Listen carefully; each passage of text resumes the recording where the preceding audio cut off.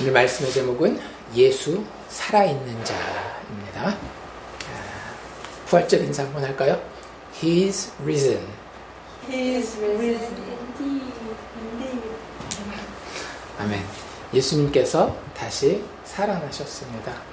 우리가 1년에 한 번씩 부활절이라는 절기를 지키는데 사실은 어떤 교회들은 부활절 자체를 안 지켜요.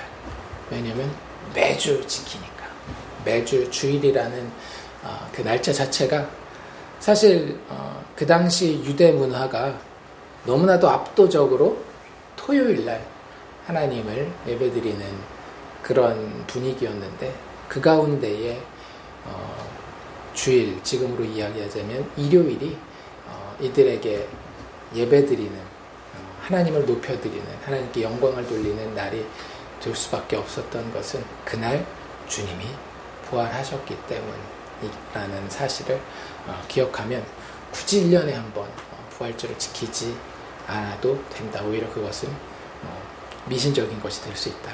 이스터라는 것 자체가 이방 종교가 가지고 있는 문화에서 영향을 받은 부분이 없잖아 있기 때문에 그런 교회들도 있는데 어쨌든 우리가 미신적으로 이 의미를 받아들이지 않고 우리 스스로를 더 채찍질하고 영적으로 깨어있게 하기 위해서 이 절기를 1년에 한 번씩 지킬 때에 우리가 정말로 예수 부활의 사건에 대해서 우리 마음 가운데에 우리의 인생을 그 위에다가 펼쳐갈 수 있도록 다시 한번 탄탄하게 기초를 쌓을 수 있는 그런 기회가 될 수 있으면 좋겠다라는 생각이 듭니다. 오늘 우리가 드디어 누가복음 마지막 장에 들어왔어요. 그리고 부활의 이야기를 보게 되는데 이 앞에까지의 내용은 우리가 이미 다 잘 알고 있는 것처럼 예수님께서 붙잡히시고 그 붙잡히시는 장면에서 제자들은 다 도망가고 심지어 예수님의 수제자라고 불리우는 베드로는 예수님을 3번씩이나 부인한 그런 이야기를 우리는 이제 막 읽고 기억하고 있는 중입니다. 그리고 나서 예수님은 유대인들과 로마인들에게 재판을 받으시는데 그 재판은 참으로 불의한 재판이요. 오히려 예수님의 죄 없으심을 증명하는 재판이었던 것을 보았습니다. 그리고 지난주 예수님의 십자가의 죽으심과 장사심을 보았고요. 마지막 보았던 장면은 여자들이 예수님을 마지막으로 떠나보낼 준비를 하는 그런 장면이었습니다. 우리 지난주에 읽었던 56절 말씀을 보면 여자들이 그 시체를 두었던 무덤 확인하고 정확하게 헷갈리지 않기 위해서 그 무덤의 위치를 정확하게 확인하고 나서는 돌아가 향품과 향유를 준비하였더라. 그게 우리가 알기로는 금요일 오후에서 저녁 넘어가는 시간이었을 것으로 보이고요. 그리고 계명에 따라서 안식일은 쉬었더라. 그래서 토요일 하루, 우리 식으로 얘기하자면 어제를 쉬면서 그들은 여전히 율법을 지키고 있는 중이었기 때문에 안식일에는 일을 하지 못하고 그것이 지나고 난 바로 다음 날 우리 식으로 얘기하자면 오늘이죠. 주일, 일요일 날 예수님을 이제는 놓아드리자라는 마음으로 여자들이 예수님을 마지막 떠나보낼 준비를 하는 그 장면에서 23장을 마무리했었던 것을 기억합니다. 오늘 본문은 우리가 이미 읽어서 잘 알고 있는 것처럼 예수님의 부활에 대한 이야기입니다. 누가복음의 마지막 장이기도 하고요. 그런데 이 누가복음 24장은 부활에 대한 이야기를 처음부터 끝까지 계속 하면서 좀 특별한 구조를 가지고 있어서 이 24장 전체에 대한 구조를 먼저 우리가 살펴보고 오늘 우리가 읽은 본문인 1절에서 12절을 좀 더 자세히 볼 수 있도록 하겠습니다. 24장의 구조는 이렇게 보면 세 부분으로 나뉘는 걸 볼 수 있어요. 그 세 부분이 어떻게 나뉘는가 하면 예수님의 부활 사건과 관련된 아침 일찍 새벽에 있었던 사건 하나와 오후 늦게쯤 있었던 사건 하나, 그리고 저녁 혹은 밤 넘어가는 늦은 시간에 있었던 사건 하나, 이 세 가지 사건이 이렇게 배열되어 있는 것을 볼 수 있습니다. 그래서 첫 번째 새벽에 있었던 일에는 여인들이 예수님의 부활을 체험하는 그런 이야기가 나와 있고요.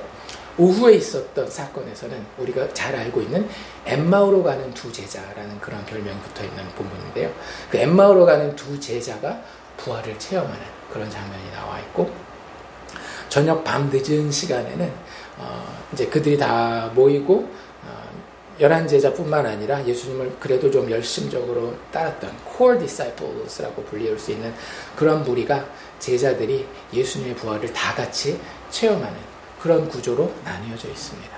그리고 거기에 보면 이 일들이, 사건이 이렇게 진행되는데 하나씩 진전이 되는 걸 볼 수 있어요. 그래서 첫 번째, 여인들이 부활을 체험하는 그 장면에서는 예수님께서 살아나시긴 했지만 예수님이 이 여인들과 제자들과 함께 계시는 것처럼 보이지 않습니다. 그런데 엠마오로 가는 두 제자, 이 오후에 일어났었던 그 사건에서의 부활 체험은 예수님이 함께 계셔요. 그런데 제자들이 인식하지 못하는 그런 그림을 그려주고 있습니다. 그리고 마지막 전체 제자들이 모였을 때 예수님의 부활을 체험하는 장면에 가서는 드디어 예수께서 직접 육체로 함께 하실 뿐만 아니라 제자들도 성령의 도우심 가운데 눈을 떠서 예수 그리스도를, 부활하신 주님을 인식하게 되는, 점진적으로 부활이 확장되어져 가는 그런 모습을 우리에게 보여주고 있습니다. 그러니까 많은 분들이 이 누가복음 24장을 보면서 그 예술적으로, 문학적으로 봤을 때도 참 마스터피스다, 정말 잘 어떤 그 작품으로서의 가치도 가질 만큼 잘 계획되고 묘사되고 진행되고 있는 그런 본문이다라고 이야기를 합니다. 그리고 이 세 개의 에피소드가 진행되면서 아마 다 알고 있기 때문에 보긴 봤을 거예요. 그런데 우리가 눈치챌 수 있는 패턴이 있다라는 걸 알게 됩니다. 그래서 이 세 가지 이야기가 다 요 ABC, 요 세 가지 요건을 다 가지고 있어요. 공통적으로. 그래서 첫 번째는 뭘 가지고 있는가 하면, 에피소드의 첫 부분에는 예수님을 만나는 이 제자들이 영적으로 길을 잃어서 막 여기저기 헤매는 길 잃은 어린 양의 모습을 보여줍니다. 그리고 B, 두 번째로 넘어가면 이런 영적 아둔함에 대해서 누군가가 그들을 도전하고 꾸짖는, 그래서 그들의 영적인 방향성을 제대로 돌려놓고자 하는 그런 어떤 멘트가 어떻게 보면 굉장히 강하게 이렇게 전달되고 있는 것을 볼 수 있게 돼요. 그리고 나서야 그 꾸짖음과 그 도전을 받고 난 제자들이 성령의 도우심 가운데에 마지막 C, 세 번째로 예수의 죽음과 부활에 대해 예언된 말씀을 다시 소개받게 됩니다. 구약에, 그리고 예수님 살아계실 때에 이런 예수님의 죽음과 부활에 대한 말씀이 있지 않았느냐라는 그런 이야기가 천사를 통해서건 예수님 자신을 통해서건 제자들에게 다시 한번 소개되고 있는 그런 요소들이 이렇게 이 세 가지 이야기에 공통적으로 등장하고 있는 것을 볼 수 있어요. 그래서 그 전까지는 제자들이 각각 예수님을 알고는 있었지만 그 예수님의 하신 말씀이라든지 예수님이 정말 누구신지에 대해 제대로 이해를 못하고 있었던 것이 각각의 에피소드에 등장하는 제자들이 경험하는 이 경험들을 통해서 이제는 이해하게 되는, 그래서 단순한 knowing에서 understanding이 되는 그런 일들을 세 번이나 반복해서 보여주고 있는 것을 우리는 발견하게 됩니다. 그래서 오늘 본문도 사실은 이 세 가지를 다 가지고 있어요. 영적으로 길을 잃어버려서 헤매고 있는 이 여자들의 모습. 그런데 이 영적인 아둔함에 대해서 천사들이 꾸짖고 도전을 하게 되죠. 영적인 방향성을 재설정하기 위해서. 그리고 마지막에 예수의 죽음과 부활에 대해서 이미 예고되었던 말씀을 그들에게 소개해 주므로 이들이 그 방향을 변화하게 되는, knowing에서 understanding으로 단순히 알고 있었던 것이 정말로 이 가슴 속에 영혼 가운데 그것이었구나 라고 하는 유레카 모멘트가 우리에게 그려지고 있는 것을 오늘 본문에서도 보게 됩니다. 3주 연속 어떻게 보면 계속 같은 이야기를 하게 될 거예요. 그런데 조금씩 이 내용들이 아까도 이야기한 것처럼 진전되고 있는 모습이 있기 때문에 그 가운데에 우리가 조금 더 교훈을 매주 조금씩 더 얻어갈 수 있기를 원하고요. 본문으로 이제 오늘 본문으로 이제 돌아와서 보면 1절 말씀에 안식 후 첫날 새벽이라고 하는 시간적인 배경이 자세히 정확하게 기록되어 있는 것을 우리는 발견합니다. 안식 후 첫날은 우리식으로 일요일, 주일을 이야기하는 거고요. 그날 이 여자들은 아까 우리가 살펴봤던 23장 마지막에 나왔었던 갈릴리에서부터 예수님을 따랐었던, 예수님이 사역할 때마다 예수님을 공개했던, 서포트했던 그런 여자들이 이제는 그들의 마음을 하나씩 정리하면서 예수님 보내드려야지라는 생각으로 시체를 처리할 준비를 해서 예수님의 무덤을 방문하게 됩니다.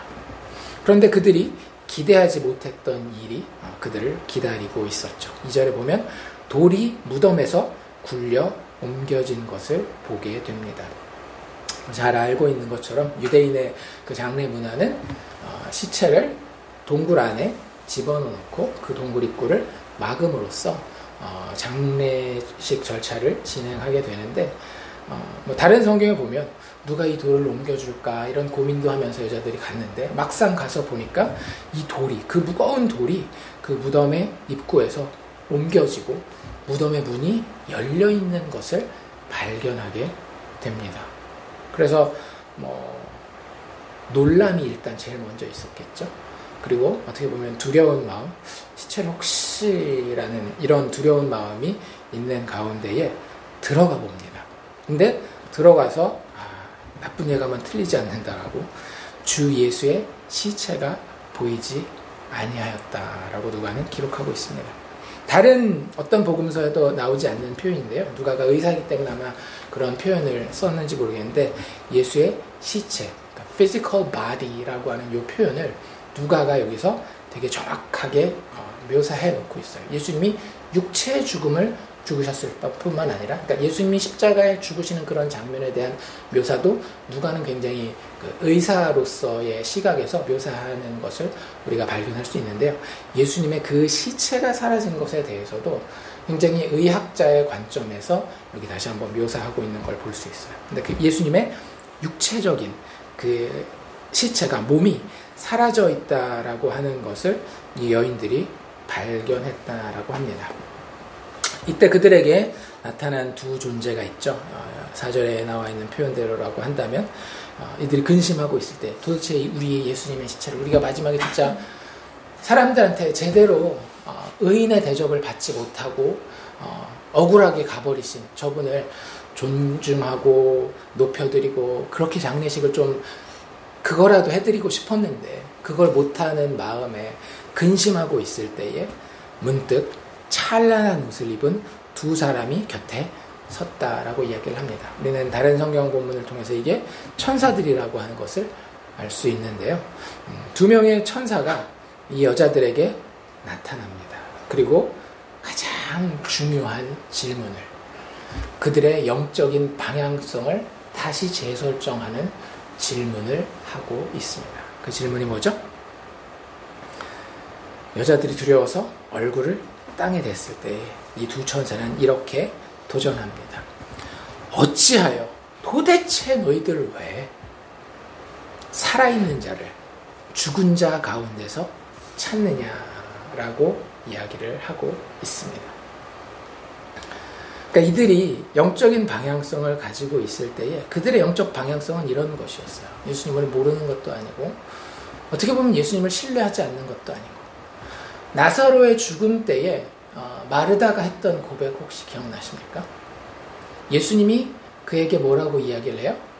부활에 대해서 믿느냐라고 물어보잖아요. 그때 마지막 날에 우리가 다 살 것을 내가 믿습니다라고 이야기를 해요.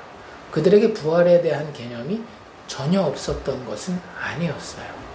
하지만 예수님에 대해서 그렇게 그들이 메시아라고 믿었었던 그 예수에 대해서 이들은 절반도 사실은 못 알고 있었던 거예요. 그들이 분명히 알았던 사실은 뭐예요?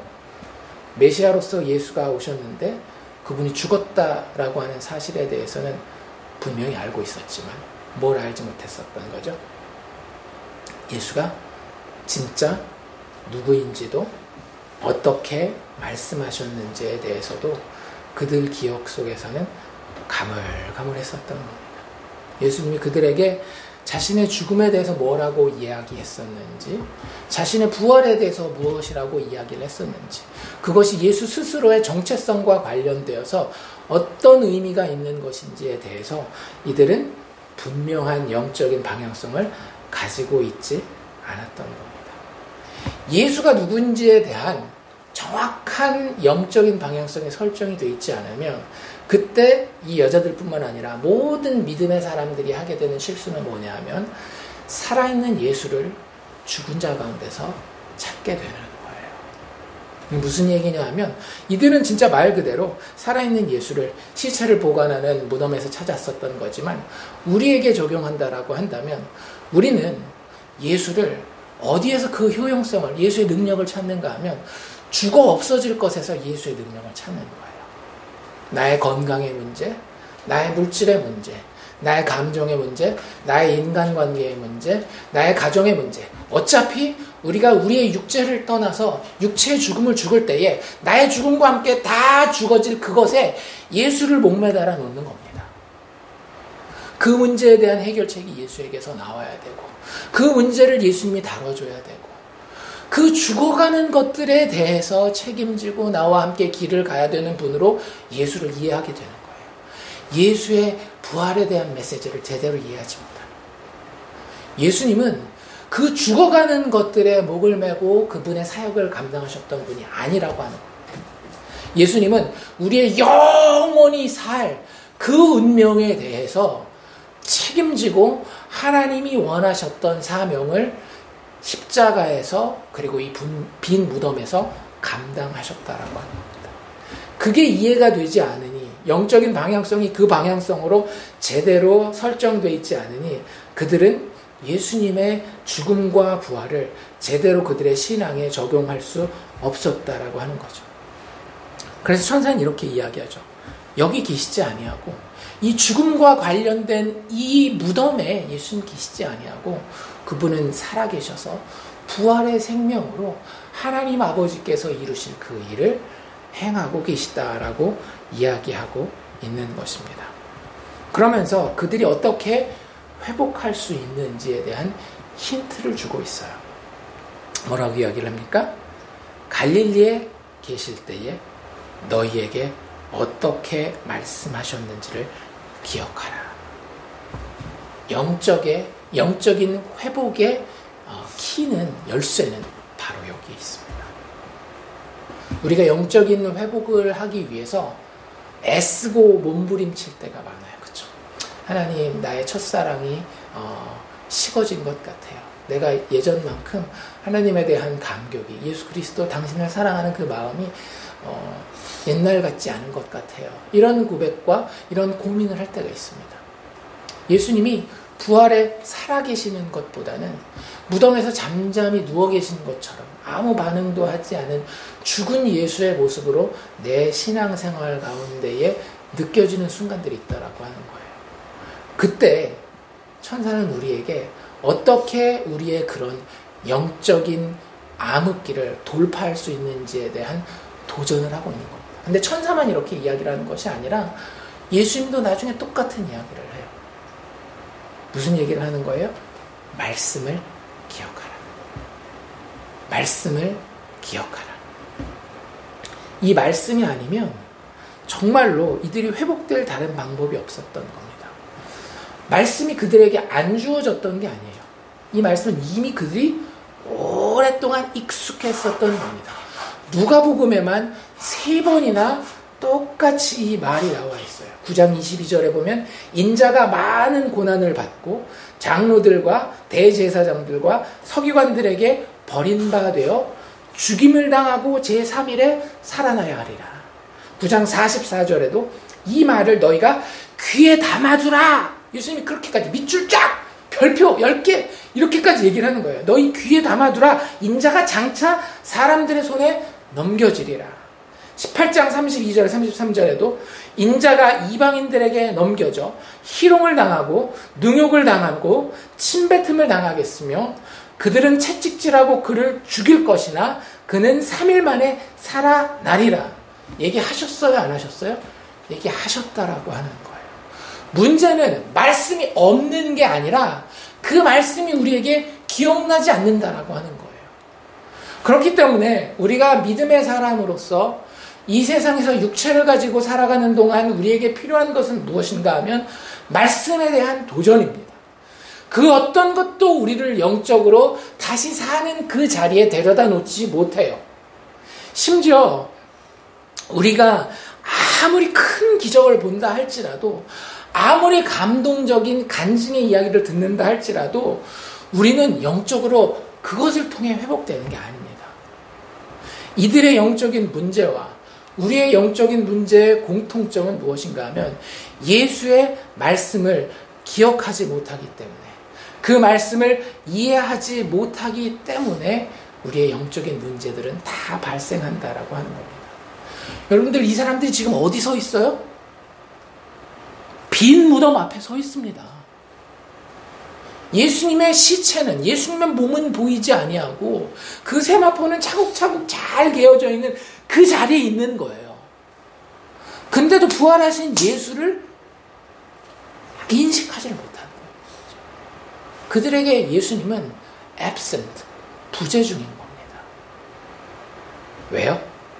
예수의 말씀을 기억하지 못하고 있기 때문에.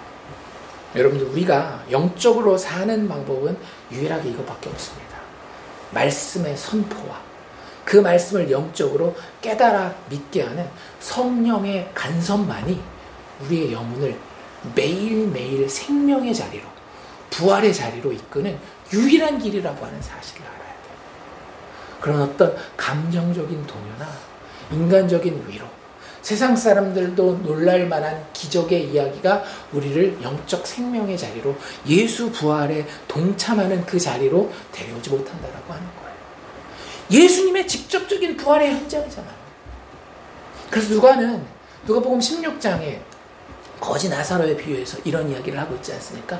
아브라함이 그 부자에게 부탁을 받죠. 뭐라고요? 나사로를 살려서 내 집에 보내 내 형제들과 내 친척들 좀 살릴 수 있도록 해주십시오라고 얘기했을 때 아브라함 뭐라고 얘기를 해요? 굿아이디어다. 그 정도면 사람들이 말을 듣겠지.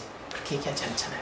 아브라함이 이르되 그들에게 모세와 선지자가 있으니 이 모세와 선지자가 누군지는 예수님 그 다음 비유에서 정확하게 이야기합니다. 모세와 선지자는 뭐라고 이야기했었던 사람들이에요? 메시아가 올 것이며 그 메시아가 고난받고 죽고 다시 살아날 것을 얘기한 자들이 바로 모세 선지자들인 거예요. 아브라함이 그렇게 얘기하는 겁니다.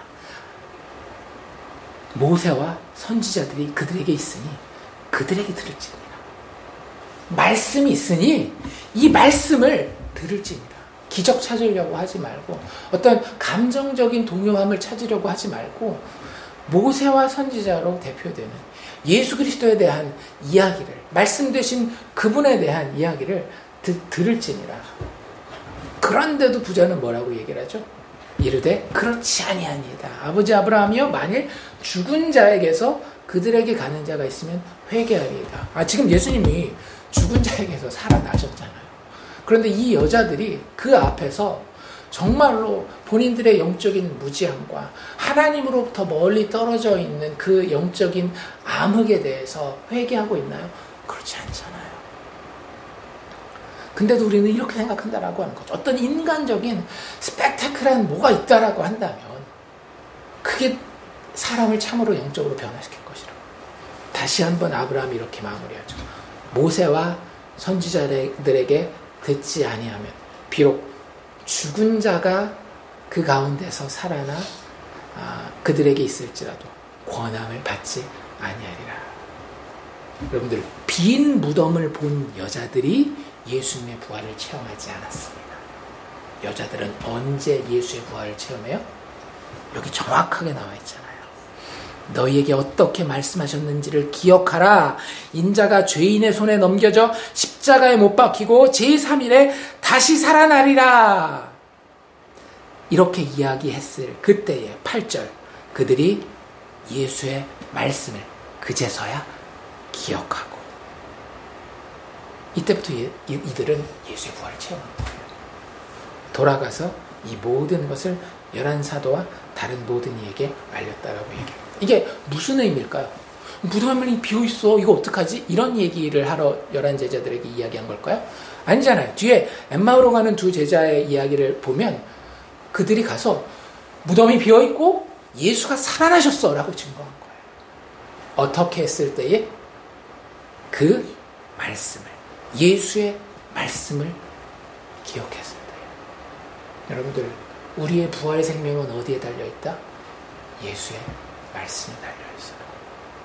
예수의 말씀이, 아니 말씀 되신 예수가 죽음 가운데에 고난받고 죽으신 그 자리에서 다시 살아나셔서 우리의 영혼을 만나 우리에게 기억될 때에 우리는 비로소 그 부활의 현장에 동참하고 참여하는 자가 된다라고 하는 것입니다.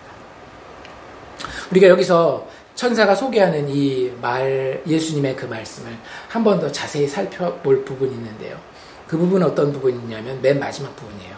다시 살아나야 하리라. 이게 헬라어로 day라고 하는 표현인데요.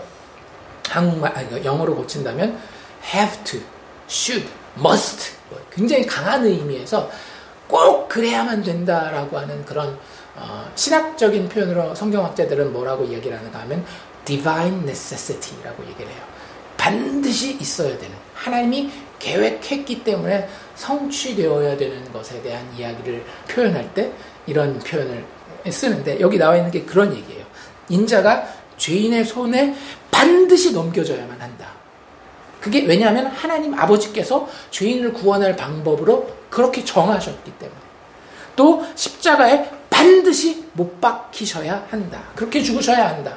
왜? 아버지께서 그렇게 하기로, 그렇게 죄인을 구원하기로 작정하셨기 때문에. 그리고 제3일에 반드시 다시 살아나야 하리라.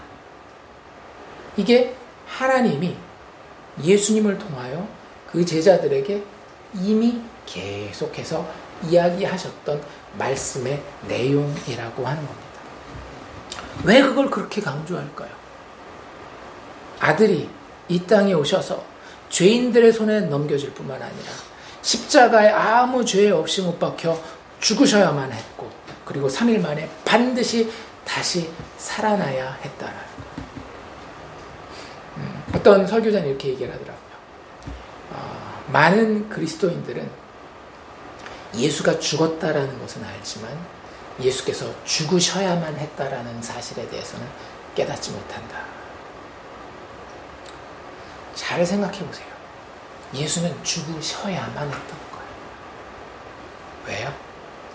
그만큼 내가 너무나도 흉악한 죄인이다. 하나님의 아들이 이 땅에 친히 우리의 모습을 입고 오셔서 죽으시고 다시 살지 않으면 우리가 살 수 있는 다른 방법이 없겠다. 그래서 사실은 예수의 빈 무덤은 우리를 회개하는 자리로 데려가야 합니다. 사실 오늘 우리가 읽은 1절에서 12절에 보면 정말 부활을 목격하는 첫 광경이잖아요. 막 놀랍고 흥분되고 막 이래야 되는데 그런 분위기가 보이지 않아요. 왜 그런지 아세요? 다른 여러 가지 이유가 있지만 그 한 가지 이유는 뭐냐면 우리에게 앞에 1장에서 23장이 있었기 때문에 그래요. 1장에서 23장의 내용은 무엇이었는가 하면은요, 예수님이 친히 이렇게 이야기를 하시는 거예요. 너희들에게는 너희를 위해 죽어줄 어린 양이 필요하다. 그 어린 양이 이 땅에 올 뿐만 아니라 그들이 너희를 그 어린 양이 너희를 잠시 위로해 주는 것뿐만 아니라 너희를 위하여 반드시 죽어주는 그 일이 필요하다. 그런데 하나님께서 그 어린 양의 제물을 기쁘시게 받을 것이기 때문에 흠없고 그를 만족시킬 만한, 하나님의 진노를 잠재울 만한 그런 대속의 제물로, 속죄의 제물로 하나님이 기뻐 받을 것이기 때문에 그가 반드시 살아나심으로 그분의 완벽한 제물 되심을 증명할 것이다 라고 하는 것이 23장까지 내용이었던 거예요. 그러니까 24장에서는 그걸 제대로 설명하지 않고 있는 거죠. 오히려 그걸 기억하지 못하는 것에 대해서 어떻게 하고 있어요? 꾸짖고 도전하고 있잖아요. 니들 무슨 생각하고 있는 거야? 1장에서 23장까지 계속해서 예수님의 공생의 기간 동안에 예수가 이야기한 것은 너희가 얼마나 가망 없는 죄인이면 하나님의 아들께서 6월절 어린 양이 되어서 너희를 위해 속죄 제물로 죽어주셔야만 했는지, 그리고 그것이 하나님이 받으실 기뻐할 만한 제물이라고 한 것이 마지막에 그의 부활을 통해서 증명될 것이라고 하는 거, 너희들이 이미 들었던 이야기야 라고 이 빈 무덤은 그들에게 이야기하고 있는 겁니다.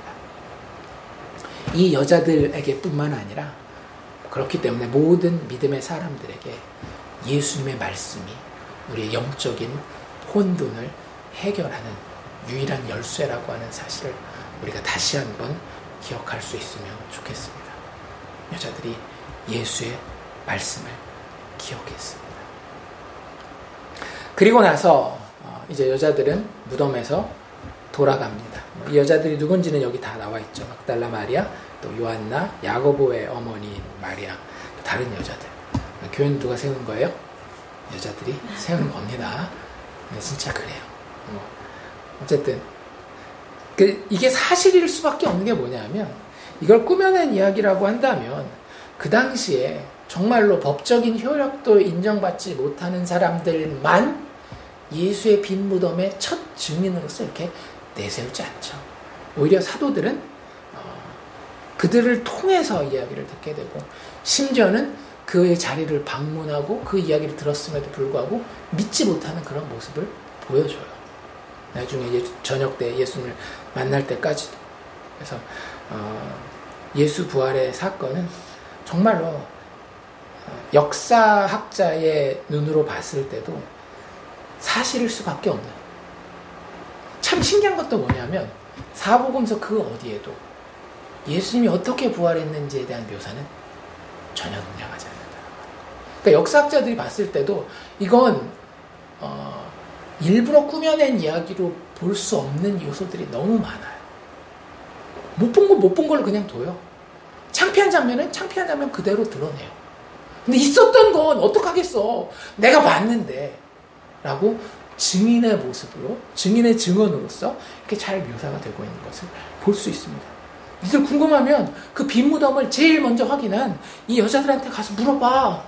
진짜인지 가짜인지. 그래서 사도들에게 이 사실을, 빈 무덤의 사실을 그들은 부활을 믿고 이야기를 하게 됩니다. 그런데 사도들의 반응은 어때요? 11절에 보면 사도들은 그들의 말이 허탄한 듯 들려. 한국말 표현이 조금 평상시에 잘 안 쓰는 말이라서 이렇게 표현하면 어떨까? 하도 어이없게 들려서. 우리는 우리만 똑똑하다라고 생각하죠. 우리만 과학이 발전하고 문화가 발전하고 이런 기술 가운데에 옛날 사람들이 다 모르던 걸 우리는 다 알고 이렇게 생각하기 때문에 이 사람들은 죽은 사람도 다시 살아날 수 있다라고 생각했던 그런 시대였겠죠. 아니에요. 인류 역사상 사람들의 IQ는 대부분 다 비슷합니다. 단지 누적된 지식이 조금 있느냐 없느냐 그런 차이지. 우리가 죽은 사람은 다시 살아날 수 없는데 라는 지식을 상식적으로 가지고 있었던 것처럼 그 당시 2000년 전에 예수님의 제자들을 포함한 모든 유대인들, 이 여자들 다 죽은 사람은 다시 살아날 수 없는데 라는 그런 상식을 가지고 있었어요. 그러니까 죽은 사람이 다시 살아났다라고 이야기를 하니까 무덤이 비어있다라는 정도만 이야기를 하면 어느 정도 이야기를 하겠는데, 그러니까 예수님이 살아난 거야, 예수님이 그때 그렇게 얘기했었잖아 라는 그런 얘기를 하면서 자기네들한테 얘기를 하니까 혼란스럽고 이게 참 어이없는 이야기로 들리는 거죠. 물론 그 당시에 부활에 대한 신앙이 전혀 없었던 건 아니에요. 그래서 바리새인들은 뭘 믿었다고요? 천사와 영과 부활을 믿었거든요. 그런데 그들이 이걸 받아들일 수 없는 이유는 뭐냐면 그 당시에 부활은 뭘 이야기를 하는 거냐. 마르다도 마찬가지죠. 마르다도 자기 오빠 나사로가 죽었을 때 부활을 믿는다라는 건 무슨 의미냐면 마지막 날에 하나님께서 하나님의 백성들을 단체로 그룹으로서 한꺼번에 회복시키는 그 부활을 믿는 거였어요. 어떤 한 개인이 특별한 하나님의 섭리를 통하여 그가 메시아의 힘을 증명하기 위해서 죽은 가운데에 몸으로 다시 살아나는 것, 그런 것들은 이 사람들이 한 번도 생각해 보지 못하는 거예요. 물론 뭐 이런 것들이 있었죠. 엘리야가 다시 오리라 뭐 이런 것들. 근데 그런 것들은 이 사람 어떻게 이 당시에 유대문화는 어떻게 이해하고 있었는가 하면 엘리야의 성정을 가진 그와 같은 열정과 그와 같은 하나님을 향한 사랑과 그와 같은 하나님으로부터의 준엄한 심판의 메시지를 정하는 그런 선지자의 등장을 생각하는 거였지. 진짜 그 사람의 육체가 죽었는데 다시 살아난다? 라고 하는 것은 그 당시 유대인들의 생각에는 존재하지 않았던 개념이었던 겁니다. 그러니까 제자들의 이 반응은 너무나 당연한 거예요. 그 당시에 유대인들이 다 이야기를, 이 예수님의 빈 무덤과 육체의 부활에 대한, 한 개인의 육체의 부활에 대한 이야기를 들으면 보일 수밖에 없는 당연한 반응이었던 거예요. 그러니까 오로지 여자들만 이걸 깨달을 수 있었던 건 뭐라고요? 예수의 말씀에 그들의 근거, 믿음의 근거를 뒀기 때문에 이게 가능했던 거죠. 예수의 말씀. 심지어는 베드로는 어떻게까지 해요? 일어나서 무덤으로 막 달려갑니다. 그리고 구부려서 들여다보죠. 들어가 봐요. 뭘 봐요? 세마포가 잘 개어져 있는 걸 보게 되잖아요. 그런데 야, 역시 우리 주님은 살아나셨어 이래요? 안 그러잖아요. 그 된 일을 놀랍게 여기고 그냥 집으로 돌아가요. 예수님이 부활하셨다라는 부활의 증인이 아직은 되지 못하는 거죠. 나중에 보면 베드로도 결국에 뭘 통해서 증인이 돼요? 예수님을 만나고 그 예수님의 말씀을 다시 기억하게 될 때에 부활의 증인이 될 수 있는, 부활을 체험한 하나님의 사람이 된다라는 것을 우리는 깨닫게 됩니다. 오늘 우리가 읽은 이 1절에서 12절을 보면은요, 사실은 우리가 부활절을 맞을 때마다 그 분위기가 어때요? 환영하고 축하하고 빵빠레를 팍 울리잖아요. 근데 사실 성경에 나와 있는 부활의 사건에, 부활에 대한 첫 경험에 대한 묘사들은요, 누가복음뿐만 아니라 굉장히 빵빠레를 터뜨리는 것과는 거리가 있습니다. 오히려 첫 부활을 경험하는 이 장면은 의심과 혼란 그리고 침묵 가운데에 어쩔 줄 몰라서 안절부절하는 분위기로 시작해요. 심지어 마가복음요 1절에서 8절까지 하고 그냥 끝나거든요. 근데 그 맨 마지막이 뭐냐면 그들이 이것에 대해서 어찌할 줄 몰라 안절부절하더라 하고 그냥 복음서가 끝나요. 아니 책을 그렇게 끝내는 사람이 어딨어. 왜 그런 평가를 내릴까요? 아니 앞에 1장에서 15장까지를 제대로 안 기억하니까 그렇지. 누가복음 마지막 이 24장이 제대로 이해되려면은요, 우리에게 뭐가 기억되어야 된다라고요?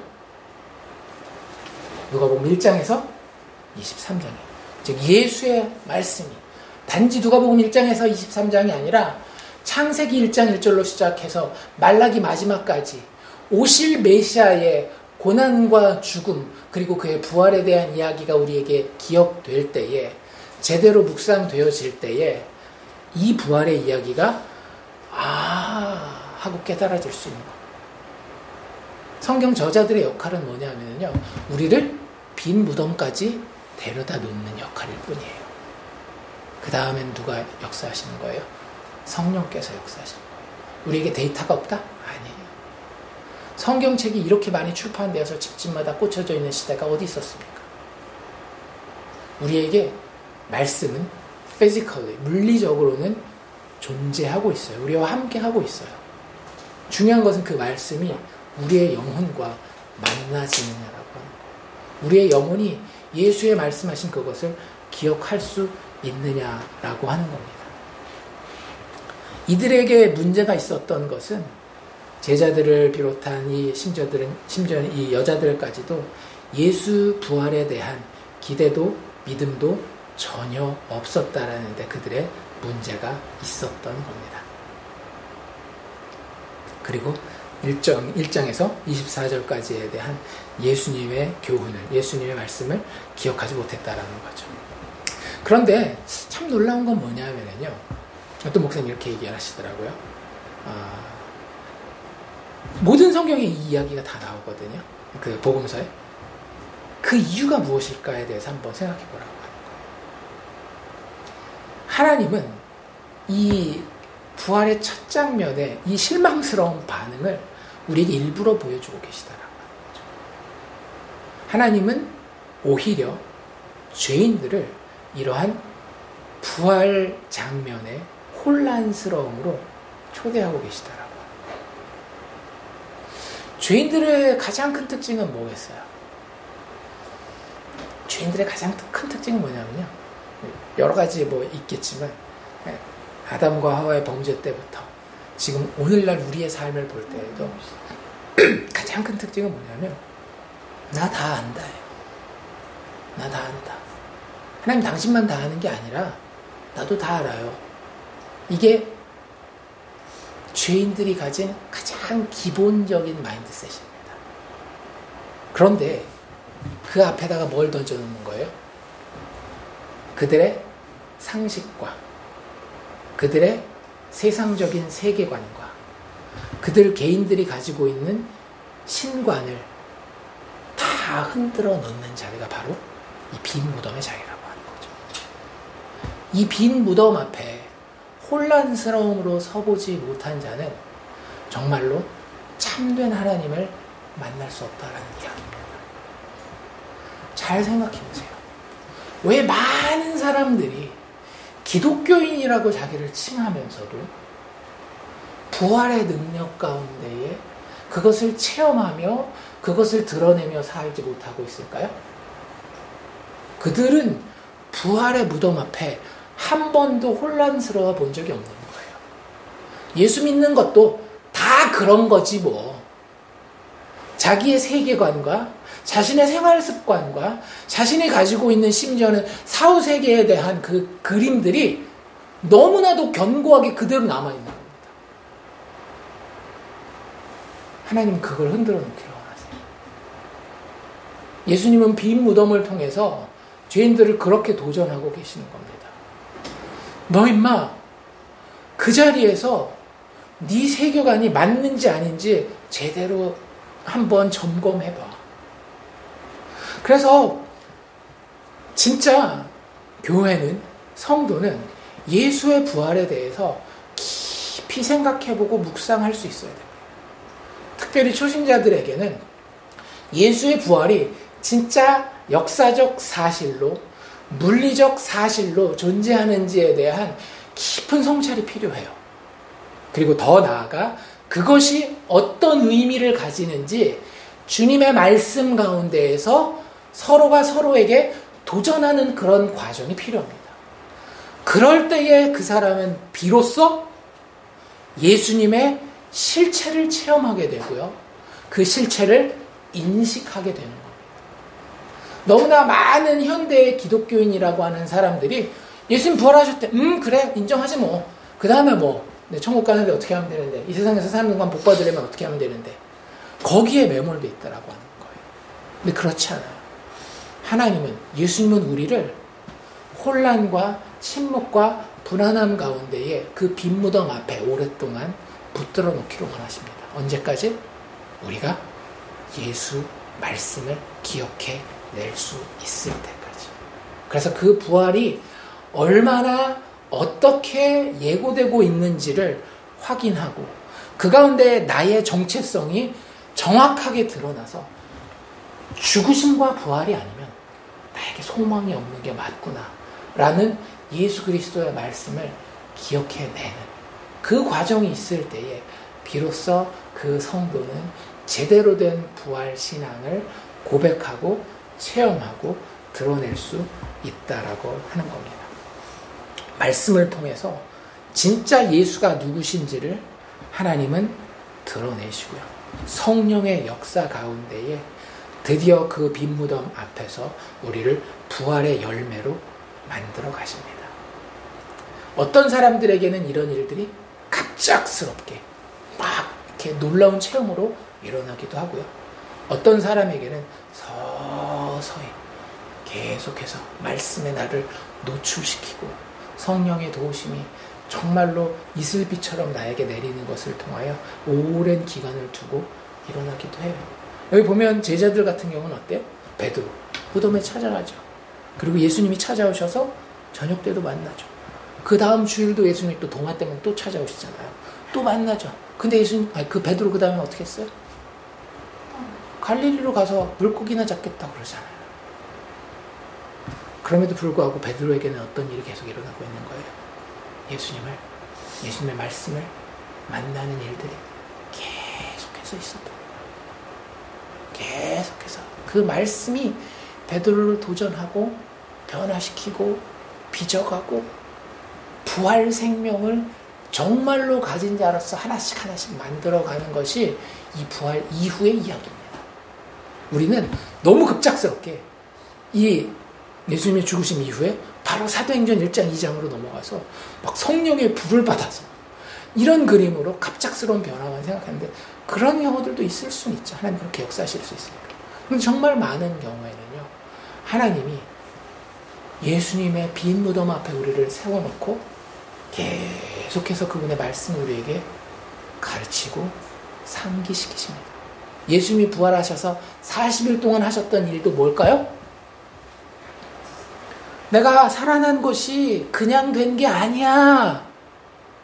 내가 너희에게 예고했었던 것처럼 구약을 통하여 하나님이 아버지께서 계속 예언하셨고 약속하셨던 것처럼 너희의 그 불쌍하고 소망 없는 자리를 하나님의 어린 양이 피 흘려 죽고 다시 사심으로 해결해낼 거야. 그리고 그 일이 너희들 눈앞에 지금 펼쳐진 거야. 그 얘기를 계속 하시는 거예요. 40일 동안. 그리고 그 이후에 사도들도 무슨 얘기를 하는 거예요? 그 얘기를 하는 거예요. 회개하라. 어린 양 예수를 믿으라. 주 예수를 믿으라. 그리하면 너와 내 집이 구원을 받을 것이다. 여러분들 그게 그리스도인들의 삶이요 기독교의 역사인 것입니다. 빈 무덤 앞에 혼란과 두려움 가운데 선 자들이 예수의 말씀을 계속해서 만나가는 그 과정. 그것이 우리의 인생이요 기독교의 역사라고 하는 사실을 우리가 기억하면 좋겠습니다. 말씀을 마무리합시다. 예수 그리스도에 대해 증거한 구약의 예언들과 예수님께서 친히 사역하시는 동안에 증거하신 말씀을 우리는 기억해야 합니다. 그리고 그것을 서로가 서로에게 기억하게 하는 가운데에 아버지의 은혜와 성령의 도우심으로 부활하여 지금도 살아계시는 그 예수가 우리의 삶에서 진정한 현실이 되어 체험되어질 수 있기를 주의 이름으로 축원합니다.